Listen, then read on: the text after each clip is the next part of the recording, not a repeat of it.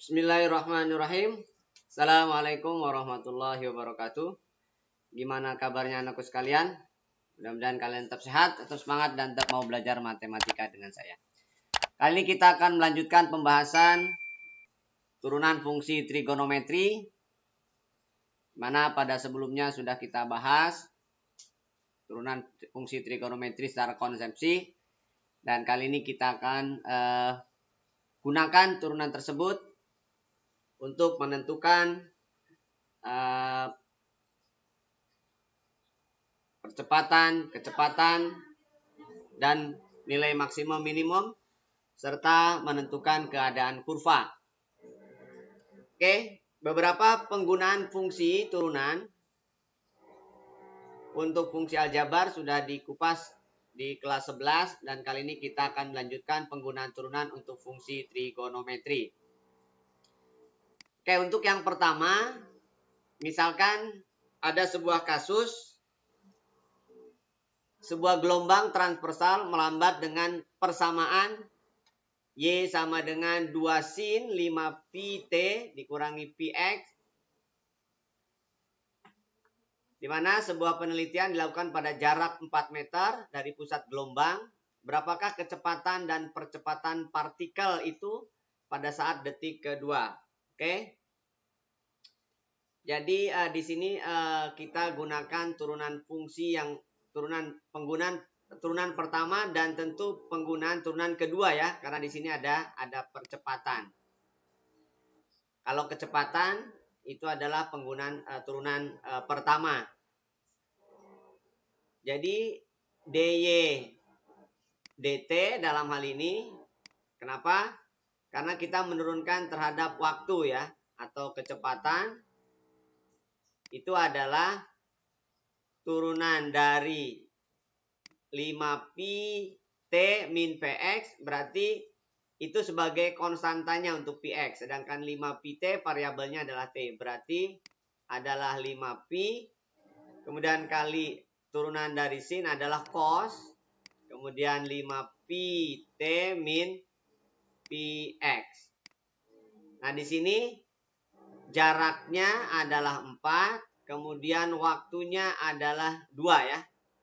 Jadi dengan demikian kecepatannya adalah 10 pi dikali dengan cos, T-nya 2 berarti 10 pi, X-nya 4 berarti kurangi 4 pi. Maka didapat kecepatannya adalah 10 pi kali cos 6 pi ya. Nah 6 pi itu berarti balik lagi ke nilai awal ya. Dalam hal ini berarti sama dengan cos 0. Nah, cos 0 adalah 1, sehingga kecepatannya adalah 10 pi radian per detik, gitu ya. Karena kita menurunkan terhadap pi radian. Gitu ya. Nah, itu kecepatannya. Sedangkan percepatan adalah turunan pertama dari fungsi kecepatan. Nah, fungsi kecepatannya dalam hal ini adalah 10 pi cos pi min T. Jadi, kecepatannya adalah 10 pi cos 5 pi T min Px, gitu ya. Sehingga turunan pertama dari kecepatan namanya percepatan, atau turunan kedua dari fungsinya atau jarak panjang gelombangnya, dalam hal ini berarti kecepatan. Oke, kita turunkan. 10 pi adalah konstanta, turunan dari 5 pi T min Px terhadap T, berarti dalam hal ini adalah 5 pi. Kemudian turunan dari cos adalah minus sin. Dalam hal ini berarti 5 pi T min Px, gitu ya. Sehingga percepatannya adalah berarti min 50 pi kuadrat sin, dalam hal ini adalah 5 pi T min Px. Gitu ya. Maka didapat percepatannya berarti min 50 pi kuadrat untuk T 2 dan X 4, berarti sama ya. Jadi 10pi dikurangi 4pi. Maka hasilnya adalah min 50pi kuadrat sin 6pi.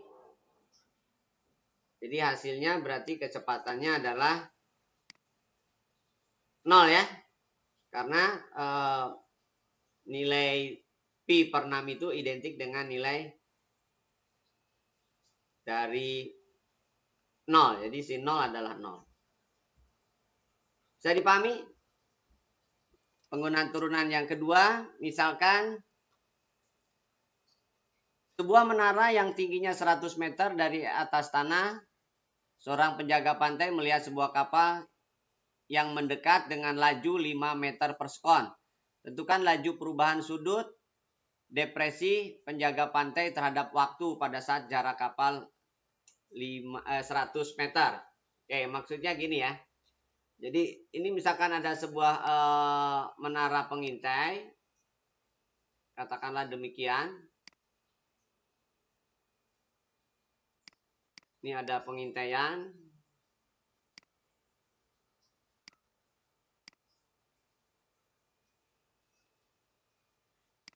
Ini ada sebuah kapal ya di sini katakanlah. Nah, kapal itu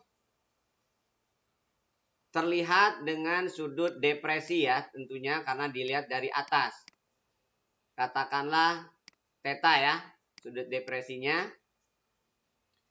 Nah, ini kapal ini bergerak. Dia bergerak dengan kecepatan katakanlah 5 meter per sekon. Ini tinggi menaranya 100 meter.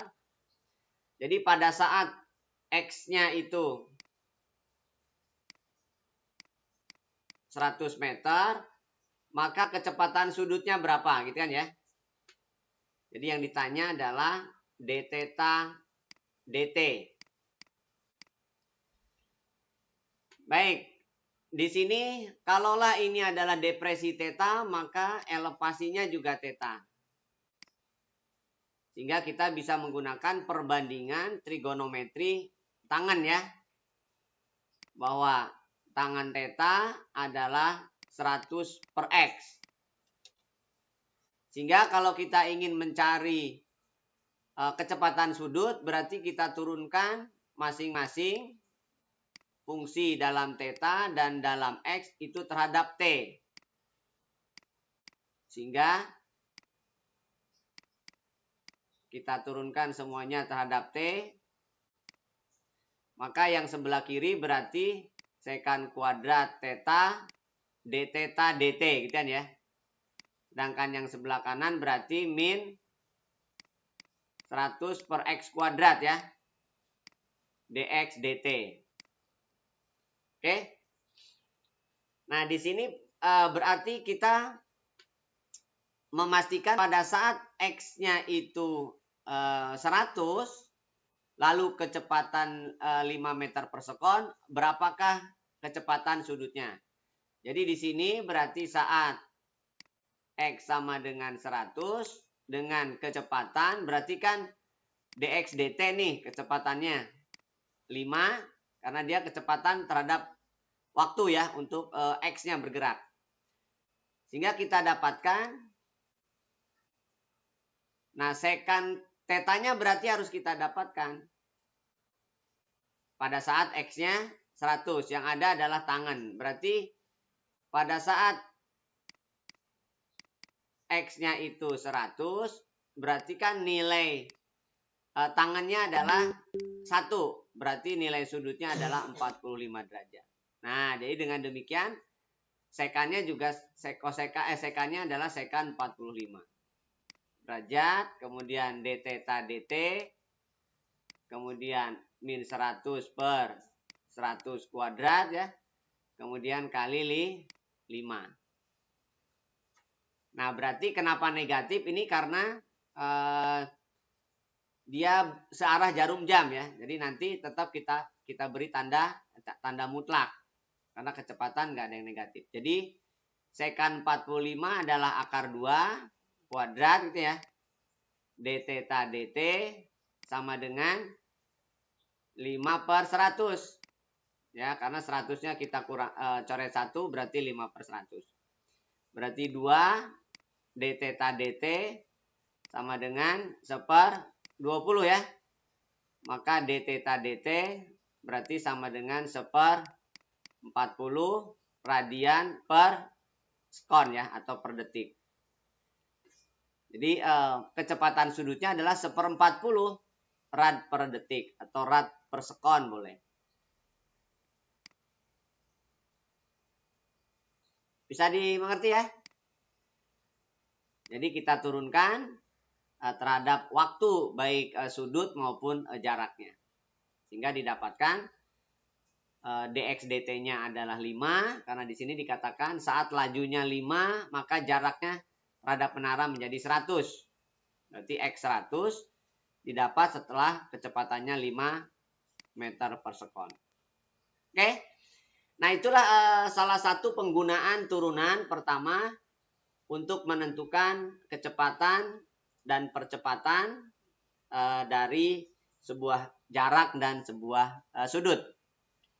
Oke, kita akan lanjutkan ke penggunaan turunan yang berikutnya, yaitu tentang nilai maksimum dan minimum ya. Nah, untuk nilai maksimum minimum, di mana sebelumnya pada fungsi aljabar juga sudah dikenal yang namanya titik stasioner. Nah, stasioner itu ada beberapa istilah. Untuk stasioner ada stasioner balik maksimum, ada stasioner balik minimum, ada stasioner belok. Begitupun untuk titik, berarti titik stasioner balik maksimum, titik balik minimum, dan titik belok fungsi. Nah, di sini jenis stasioner dapat ditentukan dengan dua cara. Yang pertama, uji turunan pertama dan uji turunan kedua. Nah, untuk uji turunan pertama, itu biasanya kita disuguhkan naik atau turun ya. Jadi, jika F aksennya itu positif, itu artinya kurva dalam keadaan naik. Artinya berarti dari kiri ke kanan menuju A ya. Kemudian F aksen kurang dari 0 berarti itu fungsi dalam keadaan turun. Jadi pada saat X-nya lebih dari A. Jadi kalau ini X-nya kurang dari A, yang naik itu berarti yang turun saat X-nya lebih dari A. Nah, sedangkan pada sama dengan itu berarti pada saat stasioner. Jadi F aksen lebih dari 0 untuk X kurang dari A, F aksen sama dengan 0, itu artinya berarti dia stasioner. Dan F aksen kurang dari 0 itu untuk X lebih dari A. Itu kalau lihat dari keadaan grafiknya. Nah, sehingga A, FA itu disebut sebagai titik balik. Namanya titik balik maksimum. Jadi naik, stasioner, turun ya. Maka akan muncul stasioner maksimum. Jadi nilai FA itu pada saat stasionernya di X sama dengan A, maka FA itu adalah sebagai nilai stasioner atau nilai balik maksimum. Kemudian pada saat turun, kemudian stasioner naik, nah itu berarti nilai fungsinya adalah nilai balik minimum ya. Jadi F aksen kurang dari 0 untuk X kurang dari A, F aksen sama dengan 0 stasioner, dan F aksen lebih dari 0 untuk X lebih dari A, maka A, FA disebut titik balik minimum sehingga nilai FA-nya disebut nilai minimum. Gitu ya. Nah, kemudian kalau turun stasioner turun itu namanya belok ya. Jadi turun, stasioner turun, kemudian itu disebut belok, sama seperti halnya aljabar. Jadi A, FA disebut titik belok. Begitupun kalau naik, stasioner naik ya. Itu berarti fungsi juga dalam keadaan belok. Maka FA disebut nilai belok. Jadi A, FA juga sebagai nilai belok. Jadi naik, stasioner naik, turun, stasioner turun, itu adalah nilai belok. Nah, kita ambil contoh misalkan fungsi fx sama dengan 2 sin 2x min pi per 2 untuk x 0 sampai pi. Tentukan nilai stasioner dan jenisnya. Oke. Kalian bisa mengubah fungsinya dulu. Boleh tetap seperti demikian. Jadi kalau misalkan mau tetap fungsinya seperti demikian, boleh. Atau dirubah menjadi fungsi yang lain juga boleh. Fungsi yang lain maksudnya karena ini 90 min, berarti ini min 2 cos 2e kan. Jadi fungsinya bisa 2 sin 2x min pi per 2 atau juga fungsinya menjadi min 2 cos 2x. Oke, kita asumsikan dulu fungsinya dalam bentuk misalkan 2 sin 2x min pi per 2. Maka titik stasioner berarti kita harus tahu nilai stasionernya. Jadi f aksen sama dengan 0. Berarti turunkan 2x min pi. Berarti 2 turunkan sin adalah cos ya. Fungsinya tetap 2x min pi per 2 kan itu ya. Nah nilai stasionernya itu saat f aksennya 0. Berarti kalau f aksen 0. Maka saat 2 kali 2 4 cos 2x min pi per 2 harus 0 gitu ya. Nah cos yang hasilnya 0 itu adalah cos pi per 2 ya. Jadi cos pi per 2 atau boleh juga 3 per 2 pi. Ditambah K kali 2 pi ya sesungguhnya. Sehingga 2x itu adalah pi atau 2 pi ditambah K kali 2 pi. Maka x sendiri adalah pi per 2 atau pi ditambah K kali pi. Cuman karena di sini batasnya 0 sampai dengan pi, berarti x-nya hanya mungkin stasionernya itu di pi per 2 dan di pi kan, itu stasionernya. Nah, sedangkan jenisnya berarti kalian bisa menggunakan garis bilangan. Ini sebagai batas 0, stasionernya pi per 2 dan pi ya. Nah, untuk mengujinya kalian bisa gunakan nilai yang mudah. Misalkan kita ambil x-nya 0 ya. Berarti 4 cos min pi per 2. 4 cos min pi per 2 ya berarti kan 0 ya. Pas 0. Berarti kita ambil yang pi per 4 misalkan. Kalau pi per 4 berarti kan 2 kali pi per 4. Pi per 2 dikurangi pi per 2 0. Cos 0 itu kan berarti 1. Berarti ini positif, ini negatif. Nah jadi dengan demikian positif itu berarti kurva saat naik, stasioner, dia turun. Stasioner, kemudian naik lagi. Nah, berarti saat X-nya pi per 2, ini berarti stasioner maksimum. Jadi nilainya adalah 2 sin pi dikurangi pi per 2 kan ya, karena X-nya pi per 2. Berarti 2 sin pi per 2, sin pi per 2 kan 1. Berarti nilainya adalah 2. Jadi nilai stasionernya adalah 2. Berarti titiknya adalah pi per 2, 2. Nah ini disebut jenisnya balik maksimum. Gitu ya. Nah sedangkan saat X-nya itu pi, berarti kan 2 sin fungsinya itu adalah 2 pi min pi per 2. 2 pi min pi per 2. Berarti 2 sin min pi per 3 pi per 2. Nah 3 pi per 2 kan berarti 270. Berarti min 1. Jadi min 2. Jadi min 2 itulah nilai fungsi minimum. Atau nilai stasioner minimum. Sehingga titiknya pi, min 2 adalah titik balik minimum. Nah itu jenisnya ya. Jadi jenisnya adalah titik balik minimum. Itu kalau kalian tidak ubah dulu fungsinya. Tapi kalau diubah fungsinya, jadi misalkan fungsinya menjadi demikian.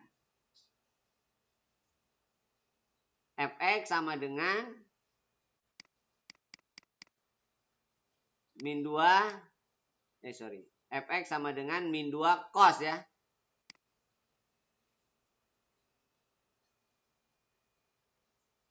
Min 2 cos 2x. Berarti F aksennya adalah turunkan 2x adalah 2, turunan cos adalah min sin. Berarti min 4 sin 2x. Itu F aksennya. Stasioner sama. Saat F aksennya 0, maka didapat 4 sin 2x adalah 0. Berarti sin 2x adalah 0. Maka 2x 0 atau pi ditambah k kali 2pi. Sehingga x-nya adalah 0 atau pi per 2 ditambah k kali pi. Nah, sehingga x-nya ada 3. Kalau k-nya 0, 0 dan pi per 2, k-nya 1 berarti kita ambil yang pi. Nah, jadi batasnya sama. Kemudian kita tentukan naik turunnya 0, kemudian pi per 2, dan pi kan. Nah, kita uji tadi sama. Kita uji x-nya misalkan pi per 4 ya. Pi per 4 berarti 4 kali sin pi per 2. Pi per 2 kan 1 ya sinnya. Jadi ini adalah 4 positif. Negatif sama. Naik, stasioner turun, turun, stasioner naik. Berarti saat x-nya pi per 2, dia stasioner maksimum. Berarti kan min 2 cos 2 kali pi per 2. Berarti min 2 kali cos pi. Nah, cos pi kan min 1. Berarti nilainya 2.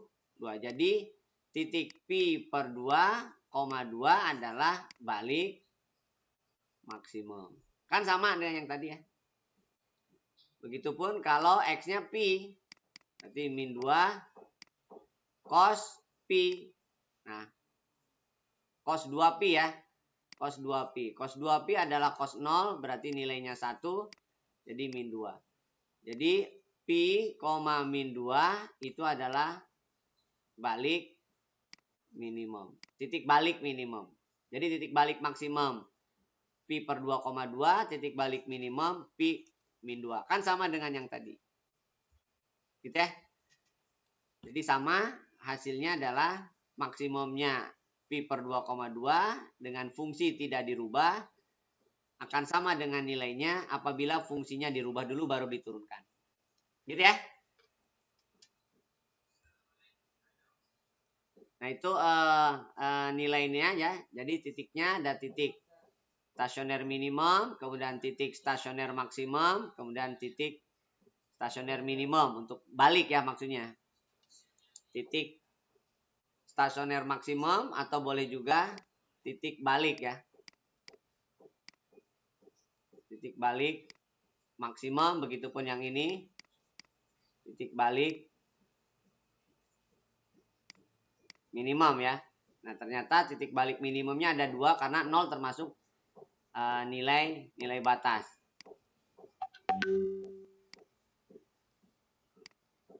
Nah, kalaulah tadi fungsinya yang kalian gunakan adalah min 2 cos 2x, maka sesungguhnya pada saat kalian melukis grafik tersebut, jadi pada saat kalian melukis grafik tersebut, sesungguhnya kita juga bisa menyatakan tentang stasionernya, karena fungsi trigonometri adalah fungsi periodik. Ya, karena mulainya minus 2, saat x-nya 0 berarti fungsinya dari bawah dulu. Nah, jadi sebenarnya grafiknya sama.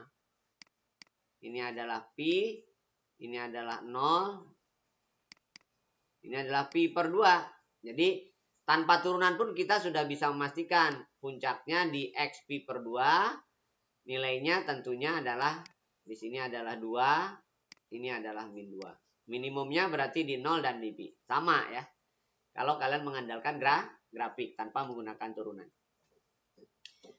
Baik, berikutnya kita akan menentukan nilai maksimum minimum fungsi fx sama dengan 3 cos x plus 4 sin x. Nah, kalau bentuk ini tanpa kalian turunkan, bisa juga kalian tentukan nilai maksimum minimumnya. Dengan menggunakan turunan juga demikian. Jadi kalau kita turunkan, turunan 3 cos x adalah min 3 sin x. Turunan dari 4 sin x adalah 4 cos x. Saat f aksen 0 berarti dia stasioner. Maka didapatkan berarti min 3 sin x ditambah 4 cos x. Itu hasilnya 0. Berarti 4 cos x sama dengan 3 sin x. Bagi silang, jadi 4 per 3 sama dengan sin x per cos x. Nah, sin x per cos x itu kan tangan ya. Berarti tangannya itu adalah 4 per 3. Jadi nilai maksimum atau nilai stasioner diperoleh saat tangannya adalah 4 per 5. Nah, sehingga kita bisa menentukan nilai sinus dan nilai kosinus dengan menggunakan perbandingan. Tangan itu D per sa ya. Berarti triplenya kalau 3, 4 berarti 5 ya. Tanpa Pitagoras, triple Pitagorasnya. Sehingga kita bisa menuliskan bahwa cos X-nya adalah 3 per 5. Dan sin X-nya adalah 4 per 5. Itu untuk menentukan nilai sinus X dan cos X-nya ya. Kalau ini di kuadran, X-nya di kuadran 1 ya. X di kuadran 1. Nah, kalau X-nya di kuadran ketiga,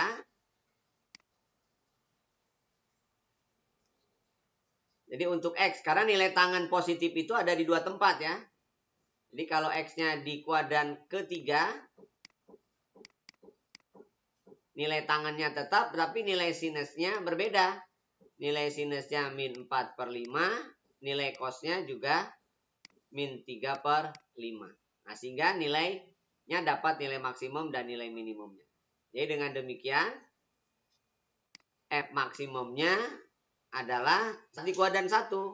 Jadi 3 kali 3 per 5 ditambah 4 kali 4 per 5. Jadi 9 per 5 ditambah 16 per 5.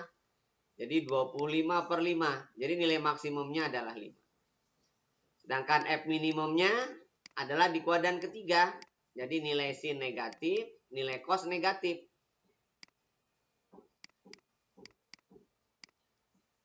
Jadi hasilnya adalah min 9, min 16 per 5, atau min 25 per 5. Min 5. Jadi nilai maksimumnya adalah 5, nilai minimumnya adalah 5. Nah, kalau tanpa turunan, bisa nggak? Bisa. Tapi kalian harus ingat bentuk A cos X plus B sin X. Jadi bentuk ini dapat dinyatakan dengan bentuk akar dari A kuadrat B kuadrat kali cos X min theta. Nah, sehingga untuk fungsi yang tadi, fx sama dengan 3 cos X ditambah 4 sin X, gitu ya. 3 cos X, 4 sin X. Berarti si fx itu sama saja dengan 3 kuadrat tambah 4 kuadrat cos X min theta. 3 kuadrat tambah 4 kuadrat itu kan 25 ya. Akar 25 adalah 5. Nilai cos X min theta. Nah, nilai fungsi maksimum untuk cos itu 1. Sehingga nilai fungsi minimumnya untuk cos itu adalah min 1. Jadi jawabannya sama, 5 dan min 5. Itu kalau menggunakan bentuk lain dari A cos X plus B sin X. Jadi tidak menggunakan turunan. Pada prinsipnya sama untuk menentukan nilai maksimum, minimum, fungsi trigonometri bentuk demikian. Gitu ya. Jadi sekali lagi, penggunaan nilai maksimum minimum adalah pada saat turunan pertamanya sama dengan 0, identik dengan saat kalian belajar fungsi aljabar, sama. Lalu bagaimana kalau fungsinya demikian? Misalkan, kalau fungsinya katakanlah 2 sin kuadrat 2x, misalkan min 1. Nah itu bagaimana? Nah, kalian bisa menggunakan turunan, bisa juga tidak menggunakan turunan. Kalau kalian mau menggunakan turunan, maka boleh saja bentuknya dirubah dulu atau tetap demikian. Jadi kalian gunakan turunan 2 sin 2x dikuadratkan kurang 1. Sehingga F aksennya berarti kalian lakukan turunan ini. Turunkan pangkat, gitu kan ya. Turunkan yang dipangkatkan, 2. Diturunkan, turunkan sin berarti cos 2x, lalu pangkatnya berkurang 1. Turunan 1 adalah 0. Sehingga F aksennya adalah 8 cos 2x sin 2x. Boleh diubah menjadi fungsi lain. Ingat fungsi sinus 2A. Sinus 2A adalah 2 sin A cos A kan itu ya. Sehingga 2 sin A cos A ini menjadi sinus 2A. Jadi 2 kali 2 4 sin 2A sin 2x cos 2x menjadi sin 4x. Jadi turunannya menjadi sin 4. 4 sin 4x. Nah, ini sesungguhnya sama apabila kalian rubah dulu. Bentuk dari 2 sin kuadrat 2x min 1 adalah min cos 4x. Nah, sehingga turunan dari min cos 4x sama 4 sin 4x. Oke, sekarang stasioner itu saat F aksennya sama dengan 0. Itu artinya berarti nilai 4 sin 4x sama dengan 0. Berarti sin 4x sama dengan 0. 0 itu untuk sin kan 0 atau 180 ya. Sehingga didapat 4x itu adalah 0 atau 180 ditambah K kali 360. Berarti X sendiri adalah 0 atau 45 ditambah K kali 90 ya. Jadi stasionernya banyak. Saat di X sama dengan 0, saat di X 45, saat di X 90, saat di 135, dan seterusnya. Nah, itu berarti nilai stasionernya. Nah, untuk maksimum minimum, berarti kan harus dibuat garis bilangannya dulu untuk menentukan mana positif, mana negatif, atau mana maksimum, mana minimum. Jadi 0, kemudian 45, katakanlah sampai 180 dulu ya. 90, 135, dan 180 misalkan. Gitu ya. Lalu kita uji misalkan nilai 30. X sama dengan 30. Kemana? Ke yang pertama. Berarti 2 sin. Keturunan. Keturunan dalam hal ini sini. Berarti 30 itu dikalikan 4 jadi 120. Berarti ini kan nilainya positif. Ini negatif. Positif, negatif. Nah, berarti naik. Naik, stasioner turun, naik. Nah, berarti ini maksimum. Jadi saat X-nya 45 dia maksimum. Jadi 2 sin kuadrat 45 kali 2 ya. Berarti 90 ya. Dikurangi 1. Berarti 2 kali 1 kuadrat kurangi 1 berarti 1. Jadi nilai maksimumnya 1. Sedangkan nilai minimumnya berarti 90. Berarti 2 sin 180 ya. Sin 180 kurangi 1. Sin 180 kan 0. Jadi nilainya min 1. Jadi nilai minimumnya adalah min 1. Nilai maksimumnya 1. Nah, dengan demikian kita bisa menyatakan nilai stasionernya atau nilai maksimum fungsi trigonometri itu tanpa turunan. Berarti kalau tanpa turunan kalian harus melukis fungsi Y sama dengan 2 sin kuadrat 2x atau min cos 4x. Jadi kalau misalkan kalian gunakan tanpa turunan, misalkan di sini fx sama dengan 2 sin kuadrat 2x min 1 ya. Ingat ya. Saat x-nya 1 atau min 1 itu nilainya adalah 1 ya. Nilainya 1. Lalu saat x-nya, saat nilai sin-nya adalah 0, dikuadratkan kalikan 0 dikurangi 1 berarti min 1. Nah ini juga sama. Ini maksimum, ini adalah minimum. Tanpa turunan ya. Jadi kalau sebuah bentuk kuadrat maksimumnya adalah min 1 atau 1. Kemudian minimumnya berarti saat 0. Gitu ya. Atau dengan gambar. Kalau misalkan kalian ingin ubah dulu menjadi min cos 4x juga demikian. Jadi nilai cos itu saat 1 kan ya. Berarti dia 1. Kemudian minimumnya itu saat 1. Jadi min 1. Sama. Jadi ini nilai maksimum. Berarti ini nilai minimum. Atau dengan grafik juga demikian. Gitu ya. Baik, saya kira itu salah satu penggunaan turunan fungsi trigonometri. Untuk turunan pertama, tonton terus video tentang penggunaan turunan fungsi trigonometri. Mudah-mudahan bermanfaat. Sekian, assalamualaikum warahmatullahi wabarakatuh.